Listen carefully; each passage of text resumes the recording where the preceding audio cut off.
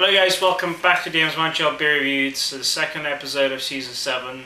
Dennis Lodi here. Tonight I've got another exciting beer I haven't tried, and it's also a new arrival in Montreal. It just hit the shelves recently at the SAQ liquor stores. It's called Schneider and Brookliner Hopfenweiss. It's a collaboration between the Schneider brewery out of Kelheim, Bavaria. It's a traditional kind of German brewery, and I've had 4 or 5 of their beers, and they're all very good beers. And they collaborated with Garrett Oliver from the Brooklyn Brewery in New York City. I believe I've heard that it was the first collaboration. They were the first American craft brewery to combine their efforts and brew beer together with a European brewery. Correct me if I'm wrong. It says here, Hopfenweiss originates from a collaboration between brewmasters Hans-Peter Draxler of the G. Schneider and Son Brewery and Garrett Oliver of the Brooklyn Brewery. Together they created a pale Weissbock, which is the style of this beer, robustly dry hopped with the Hallertauer Sapphire hop variety grown in the fields near the Schneider Brewery.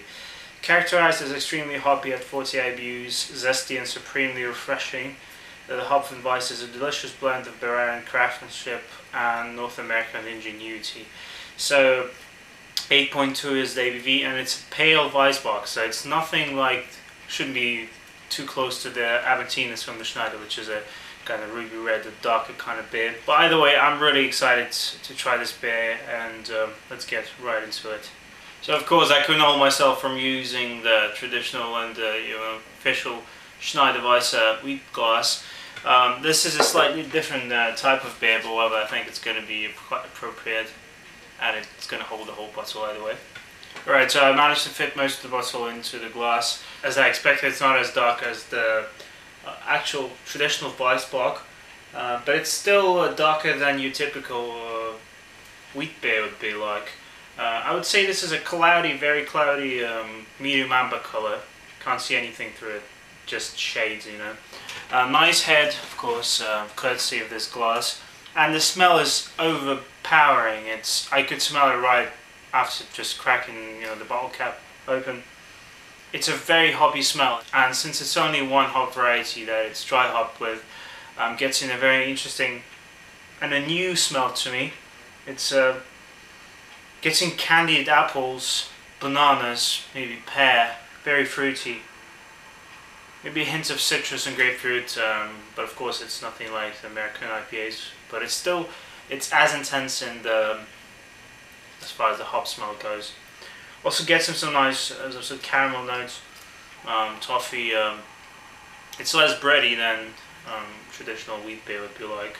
Also getting flowers and very floral smell. Nice, interesting looking beer and interesting smelling beer. So let's give it a try. Cheers. Ooh. That's just something different. First impression I'm getting is that it's kind of similar to Belgian style IPA, if you've had that. It packs a very intense hop bite up front, but it's also very, very flowery, and I guess it has to do with the yeast strain they use. Where do I start? Well, it does taste like a wheat beer to some extent. It's got a much richer body. I'd say this is medium to full body, and it's quite syrupy. I'm getting just a hint of alcohol, but the hop oil kind of texture is there, and it's very, very intense, and it's super pleasing actually. With every sip it opens up a little more. I'm getting that fruit profile, apples, pears, maybe a bit of orange. Also it's becoming spicier, maybe clove and cinnamon. Now it's becoming a bit more citrusy. Oh, this beer is just too good to be true. I'm going to be back in a few moments, so I'm going to go to about this much and I'll talk about it. Alright, so I'm back. Can I say it actually changes as you drink more of it? And first I was getting more that kind of fruity profile with apples and pears and caramel. Right now it's just straight up citrus notes I'm getting. Mostly orange, maybe blood oranges, that's kind of peculiar fruit. A bit of grapefruit, still nice caramel kind of layer. Bit of that wheat beer kind of overripe bananas. And still quite syrupy and thick, but surprisingly drinkable. Surprisingly good drinkability I'm getting from this beer. I've gotten through most of the beer. It's a half-litre bottle for an 8% beer. That's something, it's not a small one. And overall, I think it's an exceptional beer in its own way, and it's something else, and it's truly amazing, and the taste is just exceptional. The rest, smells very good, not as good as in the beginning. That initial impression I was getting was just overpowering. But I think it's a great thing they did with the two breweries collaborating. If you see this beer and you haven't tried it and you like beer, just get it. Don't think about consequences. It's going to be good, I'm predicting, and if you like hoppy beers, it's going to be good. It's a nice surprise for you because it's not an American variety of hops, but it's still interesting. And they must have used a staggering amount because it shows in every bit of the beer.